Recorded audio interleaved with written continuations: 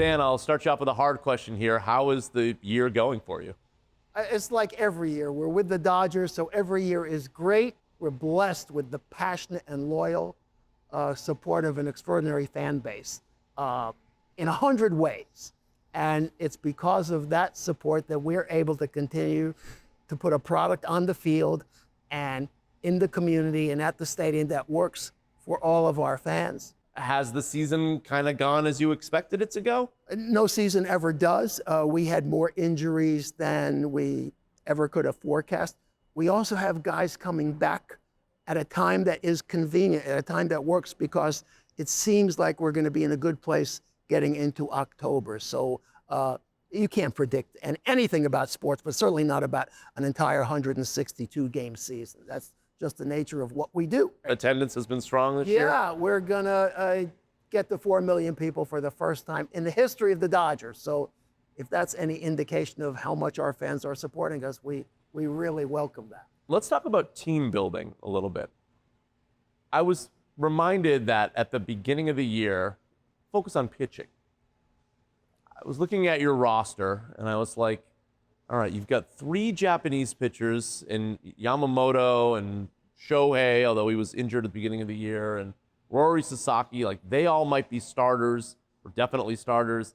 And then you had Blake Snell, who was injured, but he's a starter, and Clayton Kershaw and Tyler Glasnow, and he's a starter. And then, I was like, well, you've got like Gonsolin and May, and they might be starters. Like, I don't know that I've ever seen a roster with so many starting pitchers, and yet there were times this year that you were legitimately thin on starting pitching. It's a truism in baseball. Pitchers break. And if you told me at the start of the year, I've got 5 starters, I would tell you, great, I only need 5 more, and then I have a chance. That's just the nature of the sport. 162 games. I don't know who came up with that number, but that's a lot of games. And that's a lot of pitching that has to survive an entire season. So I think the way it works out, we're going to get to October with a really good, deep, healthy staff. But that's because it took all of those bodies to get us down to this position. But it didn't used to be like that. It used to be that pitchers could go 200 innings, and it wasn't all that uncommon to have basically the 5 pitchers that started the year be the 5 starting pitchers that ended the year. A lot of things in our game has changed. 2 generations ago, batters went into the box and swung at the first or second pitch. We had fewer strikeouts. The game is different now. We don't even teach that game. We teach batters to grind the at-bat, to wear the pitcher down. Because of that, we now have pitchers coming out of the bullpen, all of whom are throwing 98 plus. It's a new game, and we have new players playing it in that new way, so we have evolved the way the game has evolved. But is it good for the game to have 10 pitchers on the IL at a given time? That's not good for the game or for the pitchers. But the game has never been stronger and healthier, so that's what's most important. We've never had more attendance throughout our sport. We've never had more viewers across all of our platforms. So the business of this sport is really good. We have to definitely figure out the health aspect, because that's a concern to all of it. It's a concern to teams, it's a concern to the union and to the league. It's a concern for our fans. So we're doing a lot of work on that. We have not figured that out yet, but the sport is continuing to grow and thrive. Are there hypothetical rule changes that make sense? Maybe. We're expanding our research into all of those areas. We'll do what we think we need to do. One of the small rule changes, which is not specifically about health, but limiting relief pitchers or requiring 3 batters. Okay, that was a little thing we could do. That was at the fringes. We can do more once we conclude what the problems are. And there's still an awful lot of disagreement, even in the medical community, about what can be done and what needs to be done. Or even maybe what the problem is? Do you think there's agreement on that? For sure. Jeff Passan, great baseball writer, wrote a book a couple years ago called The Arm. And what I took away from that book, which I've read almost 3 times now, is that we don't know. All that we know, we still don't know. And that's the state of our intelligence on that subject as of right now.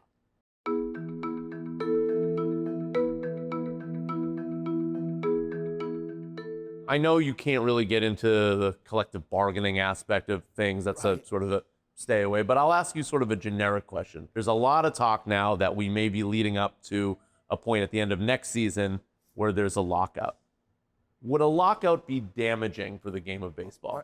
Is this where you're staying away from collective Well, bargaining? I'm talking about in general. Because it sounded like you dived right into it. And as you know, we aren't talking about it because even what you're asking is more than a full year away. We have an entire full season to go before that's even a subject. So is that a way of answering that question? I guess. I just, like it seemed like a generic enough question that I could say sort of like generically, would a lockout be bad for the game of baseball? Well, no one ever wants the game to be held up. We thrive, everyone, fans, teams, players, by having the games played. And I know that's what everyone wants to have happen in the future.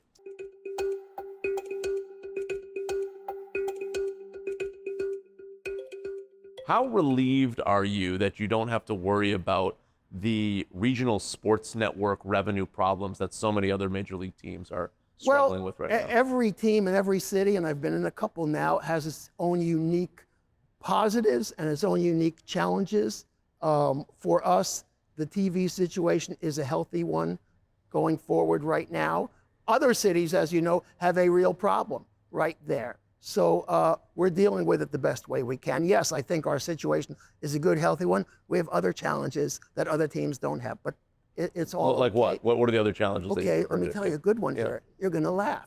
But I've been in cities where when you roll out the tarp, you've got a giant sponsor on that tarp who pays good money for all the times that the tarp is visible on TV and on the field.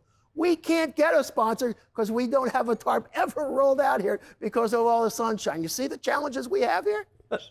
Man, I don't know how you guys sleep at night.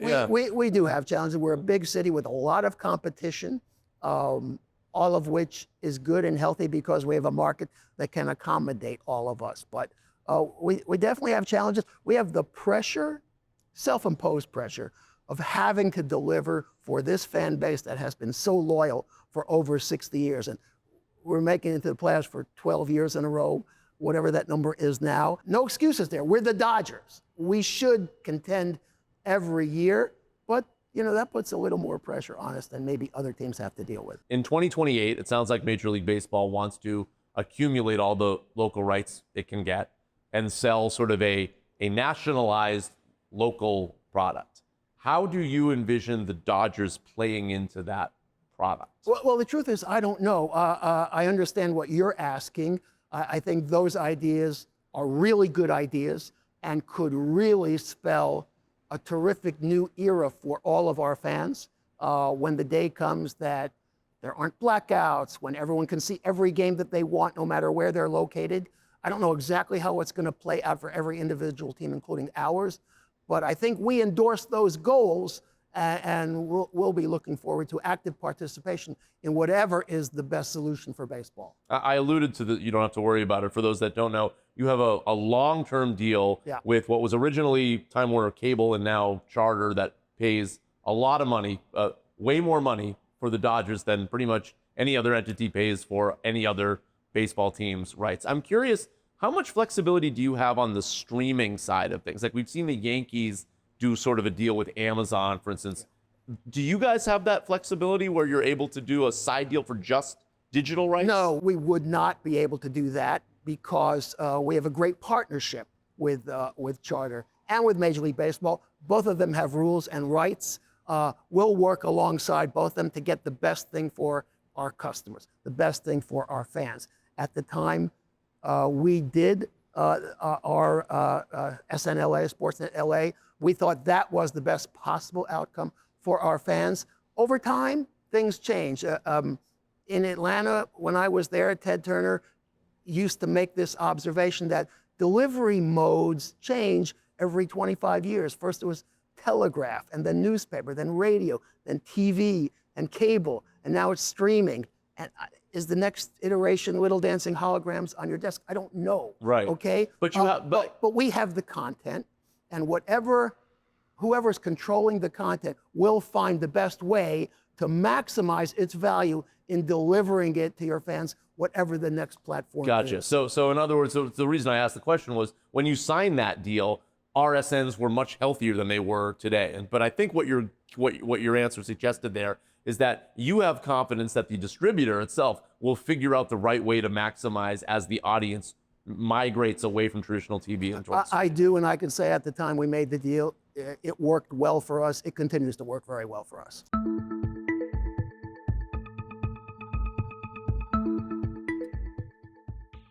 We've seen some very positive rule changes for Major League Baseball that I think has increased TV ratings. It perhaps speaks to the attendance jump. I don't know if you think there are other reasons why this year besides just the popularity of the Dodgers, but I think it's a new era with a lot more ways to reach fans. Social media has consumed everything we do, and certainly sports is a leader in what it has consumed. We have a lot of different ways to reach fans and to deliver content to fans that didn't exist a generation ago. That is a big part of it.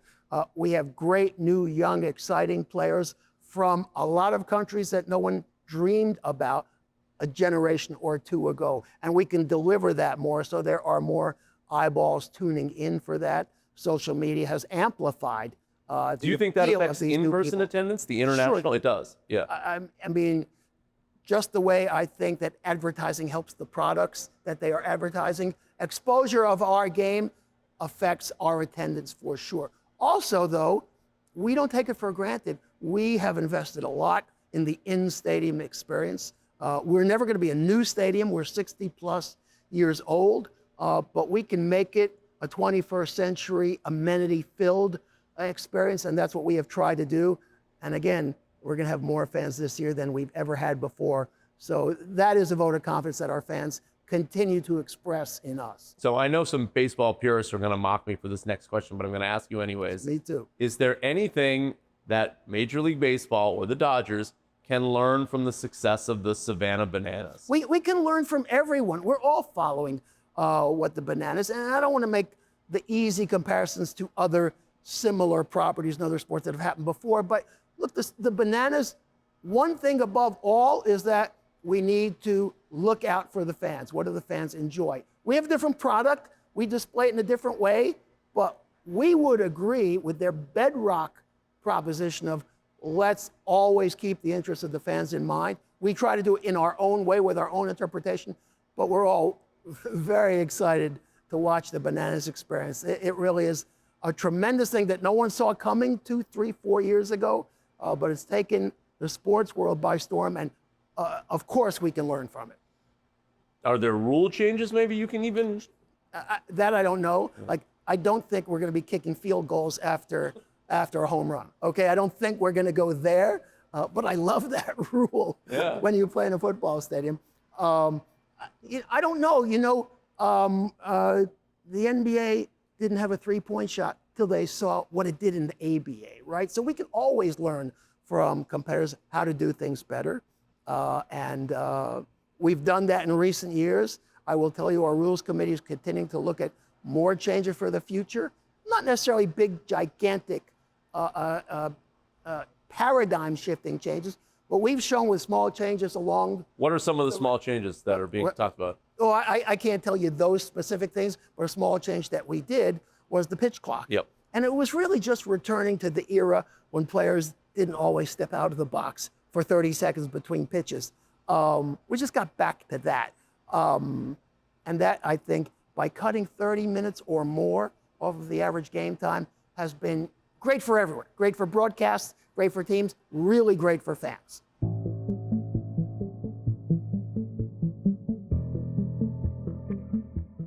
Couple Shohei Ohtani questions for you. Is there a way that you can quantify the business impact that Shohei has had on the Dodgers? Like, is there a number? There are many numbers, none of which I will share publicly, but yes, all I can say is it exceeded everything that we anticipated. And we anticipated a lot.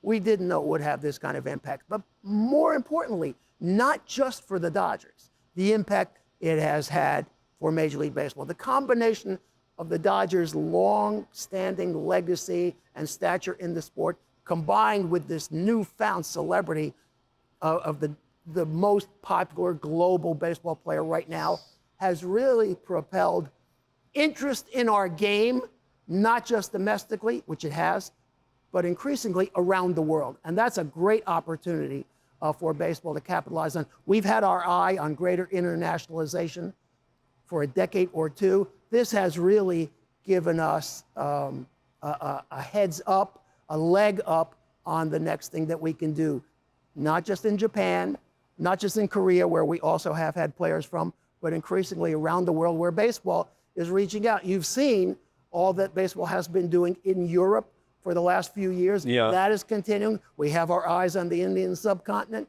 because of their affinity for cricket and the similarities to baseball. So this newfound attention that baseball is having because of the Shohei phenomenon, yes, it has impacted us tremendously, but it's been an even bigger impact for baseball at large. So it sounds like what you're saying is it's only a matter of time now before we start to see major league caliber players come out of Europe, potentially come out of India. Am I putting words in your mouth? No, I hope that's right. I was in the NBA before we had any Europeans in basketball. Try to imagine the NBA today without Europeans in it, right? So that day is coming, that day will get here. I don't know when, I don't know if it's 2, 5, or 10 years, but all of us have our eyes on it. And with increasing globalization, with increasing exposure of our game around the world, will come the next wave of players also, and that'll be a great day. Well, I guess one of the potential hurdles of that, which is not a case for a combat sport, is that baseball's complicated. Like, there's a lot of rules that do you feel like that's a hurdle as you expand the game internationally? And yet 7- and 8-year-olds seem to do just fine in this with country. Okay. Sure. Yeah, exactly. So Yeah. it can't be that complicated. Well, I suppose. It's not a run up and down and hit a goal thing like hockey or like basketball. I get, but even those things have rules around the edges. Yeah, ours is 3 outs, 3 strikes, 4 balls, 9 innings. Like I said, 7- and 8-year-olds can master that. So I don't think it's too complicated. I guess, yeah. I mean, 7- and 8-year-olds can master a language too, but try teaching a 50-year-old a language, you know? Okay, It's a lot all right. harder. Well, Yeah. that's why increasingly we need to make sure every 7- and 8-year-old is exposed to baseball. And that's why it's so important that we get even more exposure across every platform we can think of. Another Ohtani question, because you kind of led right into it, which is that you said he exceeded your expectations. You tried to sign Shohei, whatever that was, 7 years ago or so, at that point, and he said no, and he signed with the Angels. Then you got to him this time. What has surprised you the most about what your expectations were when you signed him to what actually has happened? Well, there's 2 things, 2 ways I'll answer. First, the business side is obviously it has increased our revenues, ticketing, sponsorships. You look around our stadium, we have a lot of new sponsors that weren't candidates for sponsorship a few years because we have a lot of foreign international sponsors. So that has been helpful.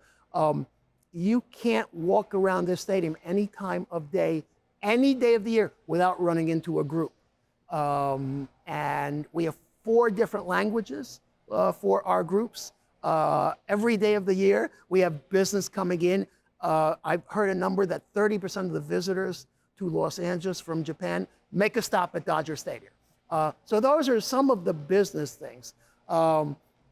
One of the things we learned after the news broke in Korea about the swindle of his translator was we didn't know all the things about Shohei that we know now. Once that wall came down, before then, we were being told Shohei doesn't want this, Shohei doesn't want that.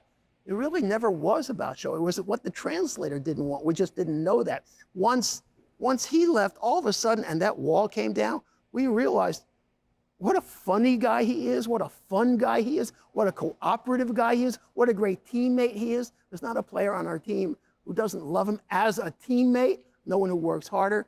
And a lot of those things we didn't know when we signed him. We were going to sign him anyway, because just what he does on the field is amazing. But we've learned that subsequent, and it's just been fantastic. I mentioned Yamamoto and Sasaki also. I'm curious, have you learned anything about international scouting or player evaluation? I was in the league when Ichiro came over. Until then, we didn't know that a position player could make it in the major leagues. We didn't. And it was an interesting thing to watch. Turns out he could be the best player in the game and go to the Hall of Fame, even after a Hall of Fame career over there. So I think it's just more reinforcement that their quality over there in Asian countries, particularly in Japan and Korea, also in Taiwan, they have players who can play over here. We're just spending more time and resources because all of us are greedy. All of us in baseball, we're all looking for the next best thing. And so we're out there scouting more so than we did in the past. But it's just reinforcing what we've known now, at least since the time of Ichiro arriving.